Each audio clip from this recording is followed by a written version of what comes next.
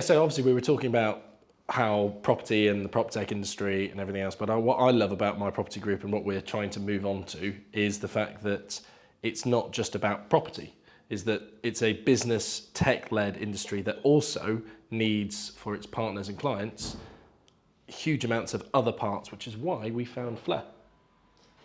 Thanks. No, I'm kidding. No, I thought it'd be a really good segue for you to be able to explain what Flair is. You've really shoehorned me in. I like it. So I think, as a marketing piece within My Property Group, one thing I've seen and I've been able to run with over the last 7 months. Oh my God, it's more than that. It's not nearly 8 months of working with you guys is that everyone that comes in, whether it's a white label partner, whether it's an ambassador like Paul, whether it's affiliates that are just looking to drive traffic and get and make money, they're all at different stages and they all need different things. And that's quite refreshing on my part in that. So for example, I spoke to a white label. She said, I'm a networker. I don't know how to nurture my leads. I just go and get them and I kind of just do what I can with them.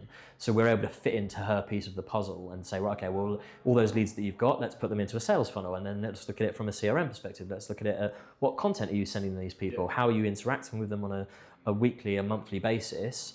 What messaging are you putting on your website? How are you coming across as the face of your brand? And I've not seen a lot else within the prop space from that perspective. From MP, with MPG in mind, we are able to cater for all those sorts of different types of entrepreneur, whether they are, they don't want to put their face on the screen, or they don't want to become the next big property agent or sourcer or personality. If they just want to drive traffic, we can help them from a CRO perspective. Do we need to look at it as a landing page experiences? There are so many different things that we can do to help, not just within the group and the business, but also our partners. And that's been exciting. That's been a good thing for me. It's been refreshing to be in an industry that I've never touched. When people come in, quickly, when people come in, they go, oh, this is, and I'm like, no, that's property. Talk to those guys about the property. Talk to me about the marketing. But that kind of works because it gives them a separate viewpoint. Well, I think one of my favourite things and one of the things I love that you've come in and sort of joined the team and we're working together is a lot of property investors they don't realise that this is a business, right? And they approach property like a hobby, or they approach property like a savings, or like just a long-term play. Especially when they're coming into the sourcing industry, they don't realise that actually this is a business, and all business principles lie within this, which is you've got to get leads, you've got to have product market fit, which obviously you have as part of this industry. You've got to be able to work those leads and be able to build relationships, have those conversations, help them make good decisions in terms of what they're doing, support them on that process, progress that sale all the way through, get the revenues through the door, and and all the other follow-on bits and pieces that come with it. And what most people don't do is they don't do that. They just come in going, well, I'm just going to find a house and sell it. And it's like, yeah, but there's a lot more to that. There's building those relationships. There's the fundamentals of everything that you sort of bring for them to professionalize what they're doing. Yeah. But take it a step back. Is every single business, no matter what you can call it different things, has all the same departments. Now they may be all in one. You have sales, marketing, you have the finance, you have X. Now every business, no matter which one you want, has all of that elements. And I think that's the point, is what we love is that you coming in and Flair coming in is that marketing piece. And I agree that we've now got 350 businesses, because that's what they really need to see themselves are as partners, that people don't get, that they're all integral. So that service, and that service is even today with the guys doing the podcast, it's events, it's the content writing, it's marketing. That business or element that you've got has so many facets to it that needs. Now, each individual person that comes through as a partner for us hasn't got the money to employ a department themselves. And again, it's that collaborative approach going, here you go, here's this full business that you've created. And that's the exciting thing, is that we are, again, in my opinion, obviously I say I've been involved for the last 6-7 months, we're scratching the surface really, because underneath the MPG brand, underneath all the other businesses that sit just below it, and you've got these 300 other partners down here, we'll be able to work with those partners on, okay, let's come in and let's get 50, 60 partners into a room and let's workshop them from let's just look at, I don't know, a personal brand perspective. What are they putting on socials? What are they putting out via their email, like their CRM? What's currently sitting on their website? Oh, they've got their own website as well as the white label website. How does that flow work? Like, there's lots of different facets that we can touch. And as I say, I think we're just scratching the surface.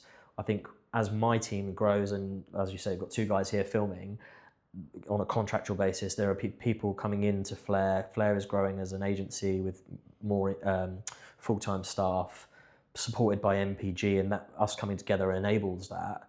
So MPG will gain the value of it, our partners will gain the value of it, Flair will gain the value of that partnership, and that's the exciting thing, isn't it? I think it's going to take it to the next level, especially with who we've just had on a minute ago, with Paul being able to have the event side of that. And I agree, I think having workshops and having the ability to do our own events, not for us, but for the community that we've already got. Yeah. There's so many people that just don't know. I was one of them. You think that you can just be sales and sales doesn't need marketing. The lead gen that you have, the brand that you're showing, the content that's going out that's there, that can be refined. And that doesn't mean I need to spend £50,000 a year on having X employee to do this for me, because that might not be what you need. But the point is we offer those services with what Flair now brings to allow you to pick and choose off the shelf and go around a supermarket and go, actually, can I have this for this month? Can I have help with this? Can I have your consultation or consult with you for this? That's amazing. This week's been really nice. I've had 3 consultation type meetings with partners that have come in and gone, look, they've said I've done courses, they've done this, they've done this, they've done this, and they're still not quite 100% happy and sure about what they're doing.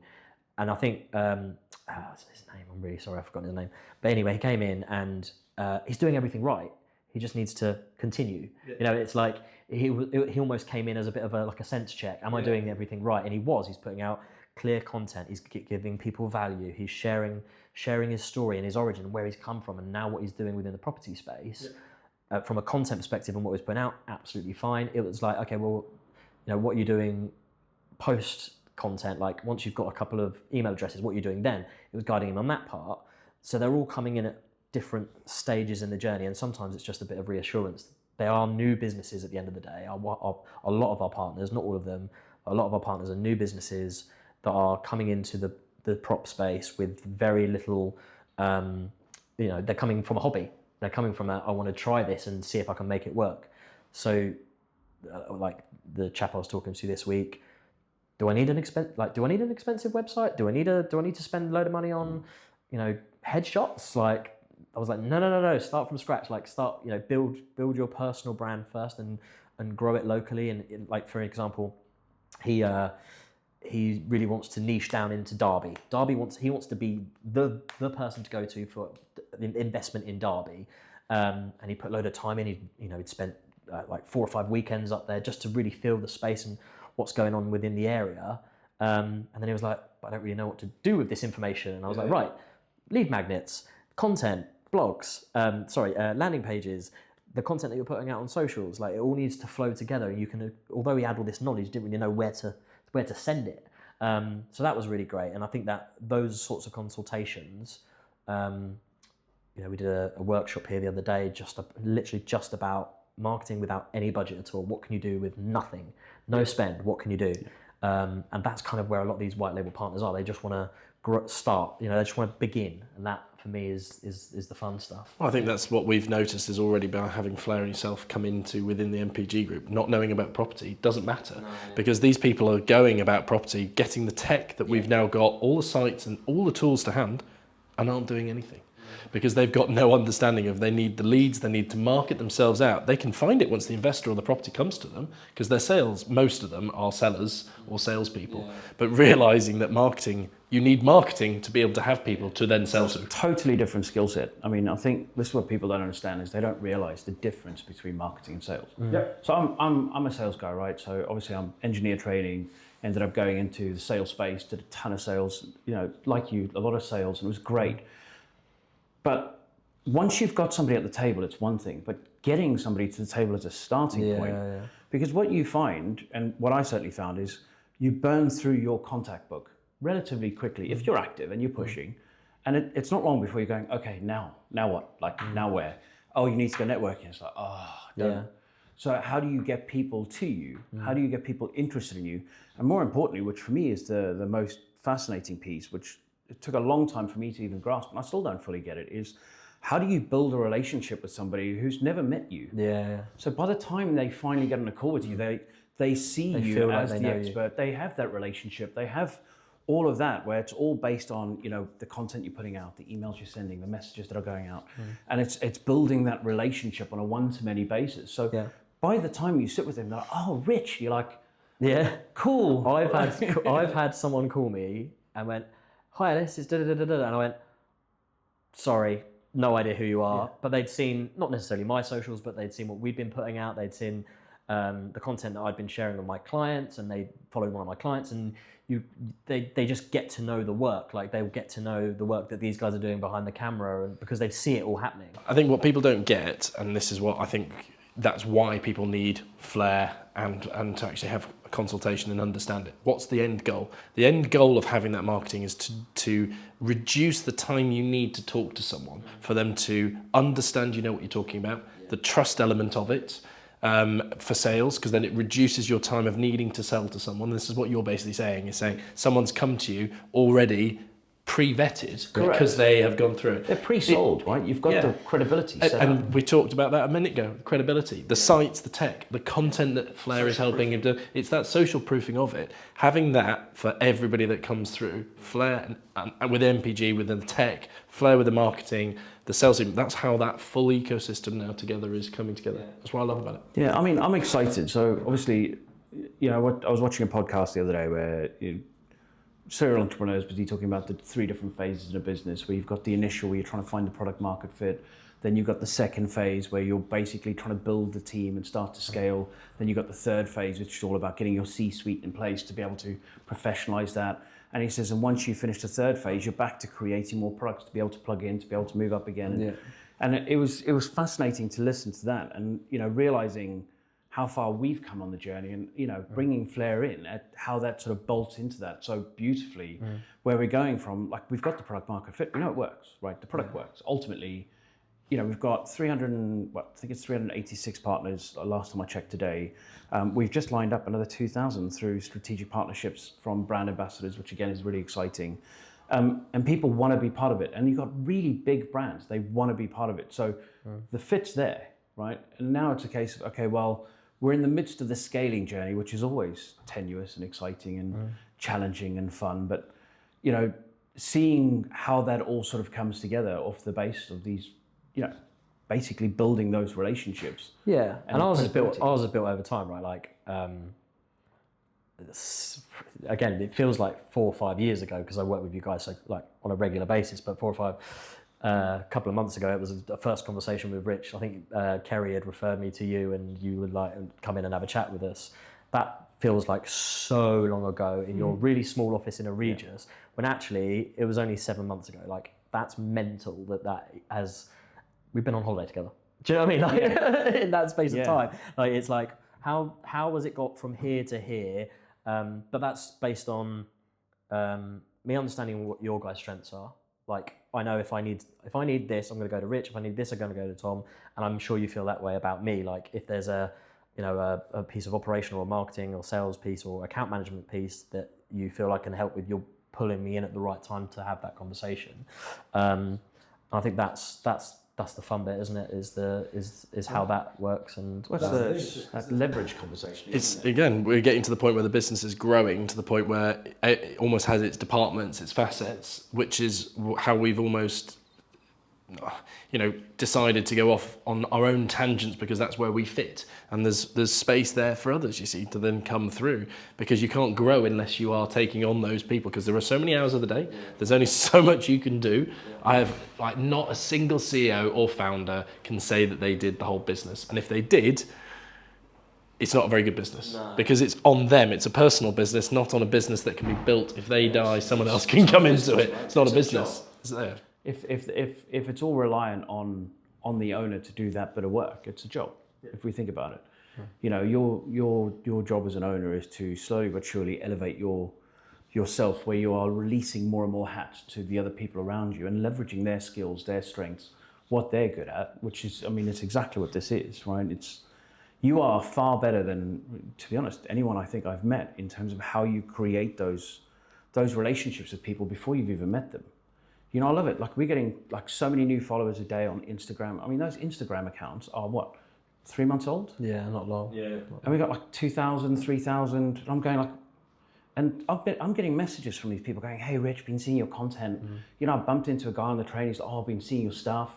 Had my brother, he's now joining, like, he's going, oh, I want to create some golf balls with QR codes for your company. And I'm just going like, it's insane. Like, you know, that we've done nothing for that. I think the next piece to talk about is the bit that I'm really excited about is the My Property group has obviously got My Property, which says it on like at the very, very top of the screen, right? Like, and that is our hero brand. But with basically bringing flair in and as a part of it, as a part of the structure. Like, I had a chat with one of your mates the other day. He was like, oh, I'm looking to do, you know, I want to launch this like charcuterie board business. And I was like, this isn't property, but let's go. Let's like, do you know what I mean? We are able to white label not only our property tech, but also the areas within the business that suit it. And the marketing piece is just that. The marketing and branding piece is just that. Yeah. So I think that just solidifies of what it is My Property Group is not just turning into property. Obviously the group itself is the brand and the name of the group, but there are elements that are transferable. Sales are transferable. Engineering is transferable. You know, just because we're talking to people that want websites, I'm sure it will get to the point where, you know, we're building, by the way, 380 of our sourcing partners aren't all property. No. So they have business needs that we can help them with it, why marketing has come through. We've got some of our biggest clients that have come in, that came in through that network, but are physiotherapists, you know, charcuterie board builders and everything else. The point is that if you've got a good product, which the product in that respect, and that's why Flair, its marketing hat sits it, because it's got all of the people working within it and going through, like the events, it suddenly could be an event for a completely different, you know, the product is there. It's not a property product. It facilitates itself because of the property feeding it. But that's how I ultimately, we're a business that supports businesses, if we're honest. If you want to call it what it is, we're a business that supports businesses, and it just so happens we specialize in property. But I see, as we continue to grow, we're going to be doing more and more stuff that is outside of the property sector. Because the reality is, it's our primary focus is to help people, right?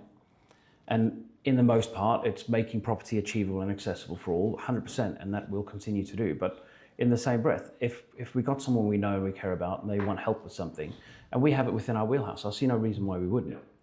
So I mean, I suppose that just sort of brings us to a close of this podcast. Thank you very much for this. And I just want to say from me, and I'm sure also from Tom, thank you for joining the team. We're 100% excited on the journey. We're on this together, and you know, we think we're going to be making some magic, man. So making some magic. Yeah. Amazing.